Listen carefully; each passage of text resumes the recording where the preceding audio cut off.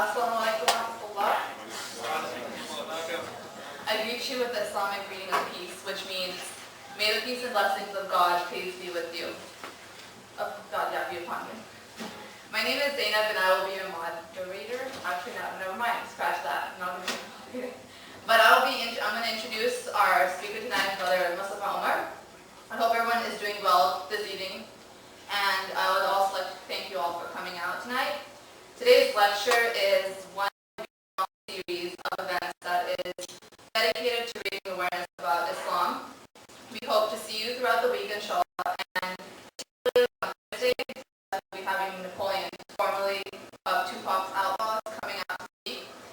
So as I said earlier, our speaker tonight is Brother Mustafa Umar. A little background information. He is born and raised here in Southern California. He holds a BA in Islamic Studies from the European Institute of Islamic Sciences, as well as a Bachelor of Science in Information and Computer Sciences from our very own UCI. He has traveled extensively and studied under scholars from different backgrounds, particularly India, Egypt, and Europe. Tonight he will be speaking on the topic, the purpose of life. Today, in modern times, we tend to we get very caught up in the rush of day-to-day activities, and we forget to ask ourselves, why are we here? What's the purpose of our existence? So, inshallah, I'll address these questions, and with that,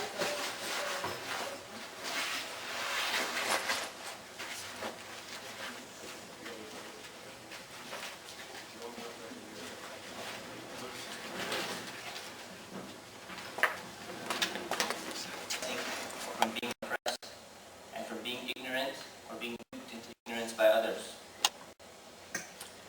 I'm honored to be here tonight to speak about this very important, crucial, fundamental topic, the purpose of life. And since the audience is small, I wasn't planning on lecturing anyways, I was just planning on giving advice. But instead, I think we can foster some discussion, inshallah.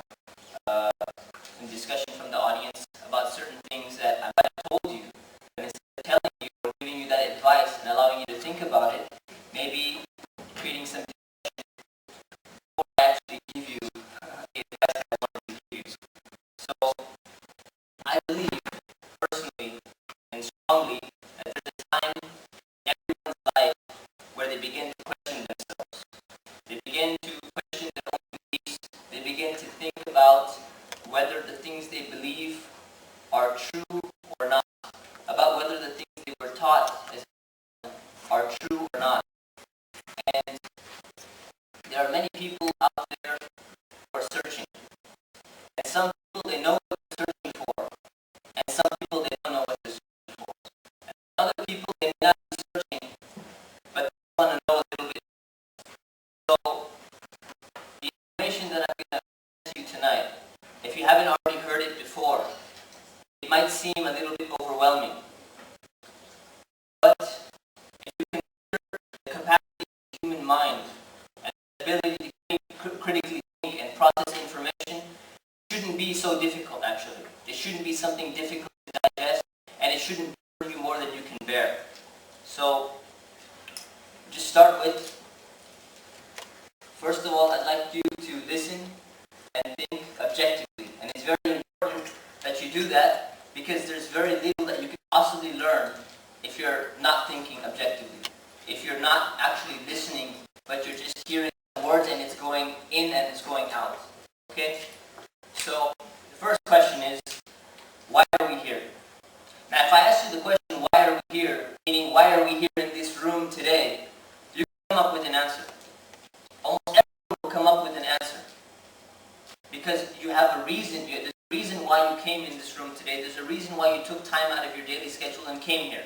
But if you ask the question, why are we here on earth? What is your purpose for being here on earth? You get a ton of different answers. You get a ton of different answers, and that's the question. That's the question I want to raise to you, is that why? Why is it that in certain things everyone has similar answers. Everyone has the same answer, but when it comes to the fundamental question about the purpose of life, we get so many different answers and so many different opinions. Why do you think that is?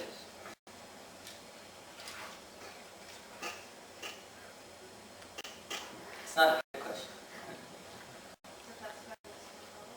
It's a test by Allah subhanahu wa ta'ala.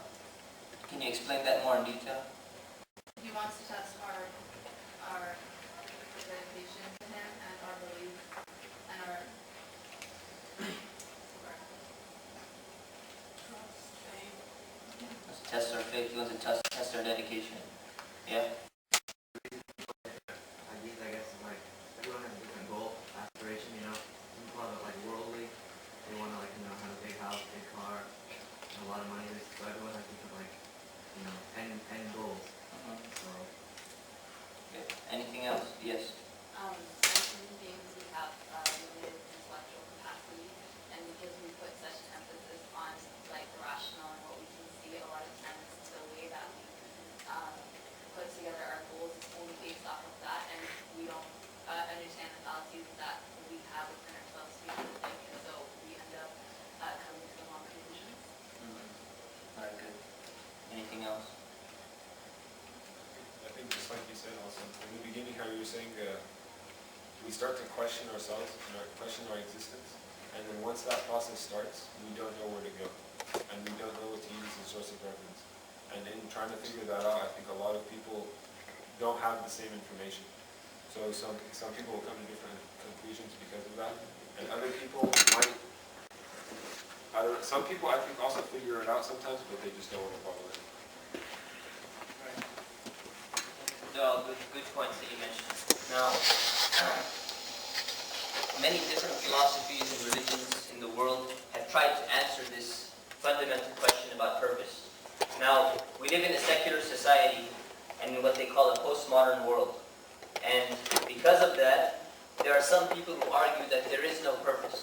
There are some people who argue that the purpose is however you yourself define the purpose to be. So whatever you define it, if it's the seeking life, liberty, and happiness, if it's the pursuit of pleasure, if it's just indulging in your desires, whatever your definition of life is, then that's going to be your purpose.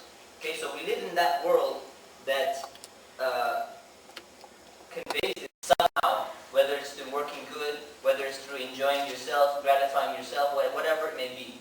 Now, the question arises is, let's think about this stance a little bit. How feasible is it? Because what we notice is that people tend to put they tend to believe that the intellect is on their side. They tend to believe that rationality and thought and science is on their side. Now, how many of you agree that this position is rational and is supported by science? Can you raise your hand, please? How many of you disagree? Can you raise your hand, please? How many of you think that the position that man is simply an advanced animal and that the universe is a product of chance, and that this position that's propagated in a secular society is backed up by rationality and by science? How many of you think that it's backed up by rationality and science as is commonly preached to us? Can you raise your hand, please? That's the question. Is it scientific and rational, this position? Because normally you see on TV what? You're going to see that when people are talking, it's the scientists that are believing that, look, there's actually no purpose. That, look, man is